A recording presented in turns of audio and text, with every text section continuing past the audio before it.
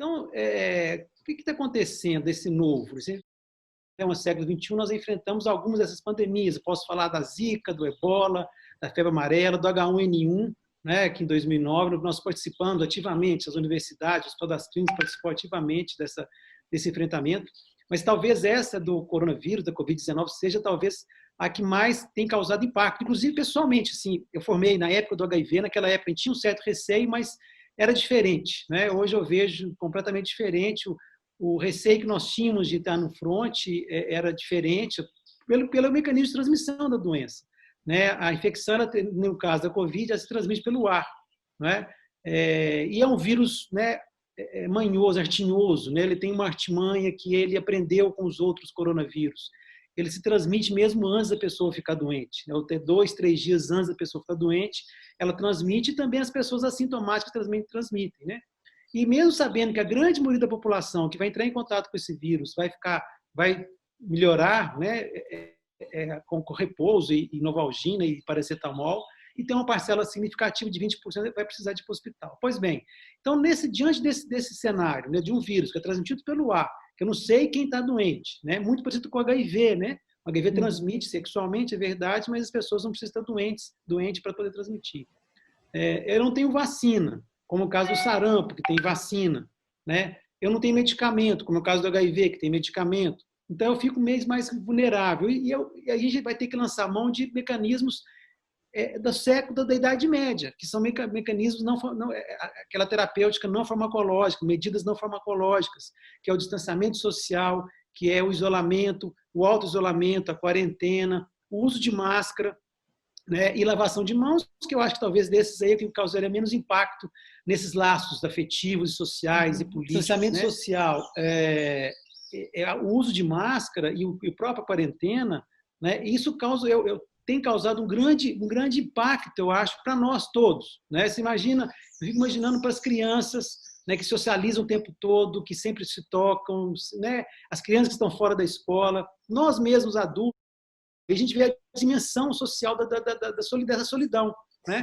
Que é uma questão muito complexa. Eu tenho visto que as pessoas têm ficado cansadas e com razão, né? Têm ficado exaustas desse isolamento social, tanto é que as pessoas estão quebrando esse isolamento social de forma desordenada e às vezes até trágica. A gente tem relatos de pacientes, né, que eu tenho entendido, que teve uma festa, um churrasco, um pequeno almoço, um jantar com 6 pessoas, um deles adoeceu no dia seguinte e levou a doença para os seus familiares. Isso vai causar um impacto, tem causado um impacto muito grande nesses laços sociais, né? Isso eu não sei qual vai ser a nossa, como nós vamos sair disso, né? Como é que nós vamos tentar retornar, que a gente chama de novo normal, né?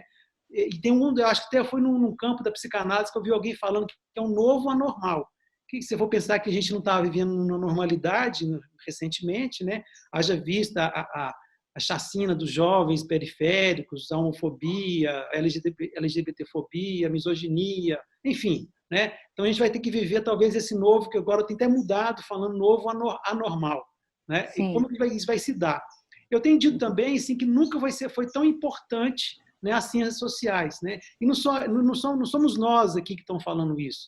Então, você tem editoriais de revistas importantes, o Lancet, o New England, o JAMA, falando isso, que nós temos que avançar no campo biomédico, mas nós temos que avançar muito no campo das ciências sociais, para entender, né, entender o comportamento, né, porque algumas pessoas têm esses comportamentos erráticos, e também entender qual vai ser o impacto disso na sociedade, no campo político, no campo social, nessas relações, nessas mutações, para poder, talvez, fazer uma ação, né, de minimizar esses danos colaterais.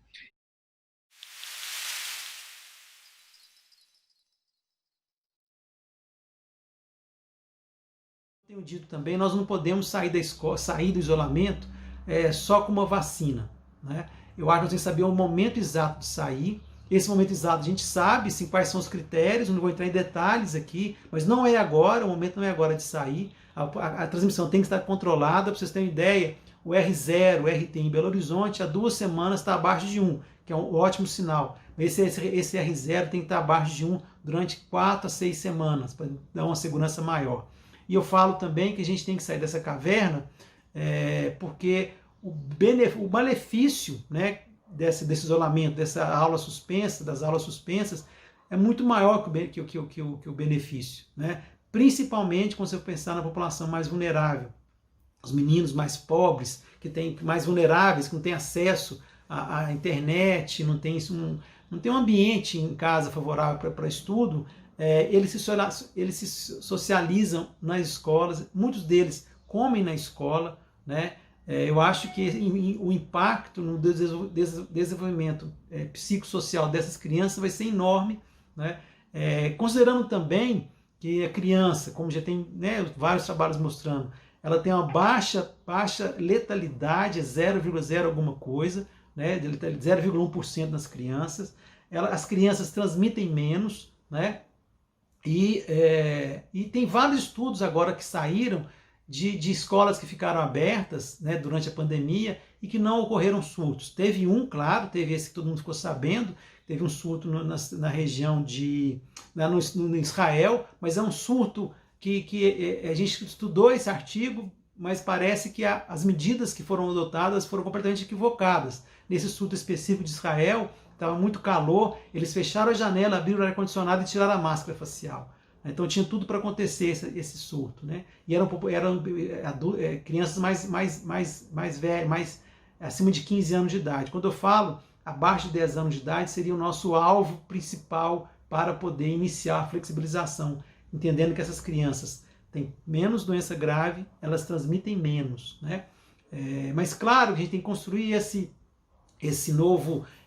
protocolo. Eu tenho dito isso, nós temos que construir esse protocolo com grande consenso. Para nós abrirmos, mesmo que formos abrirmos em janeiro, já fevereiro, né, nós temos que começar a discutir esses protocolos a partir de agora, que tem que ser bem discutido, de forma horizontalizada, com os pais, alunos, professores, os técnicos, né, de apoio, as associações, os sindicatos, para eles entenderem qual que seria essa nova forma de ensinar. Eu tenho dito também, né, que nós podemos aproveitar nosso clima, a nosso favor, é óbvio, porque a gente pode colocar as salas de aulas todas nas ruas. Eu imagino uma cidade interior, por exemplo, algumas escolas em Belo Horizonte também, que tem ginásio poliesportivo, tem pátios, colocar todas as salas no ambiente aberto. Claro, com o tapume, né, para um pouco de privacidade daquela turma, diminuir as turmas, evitar trocas, né,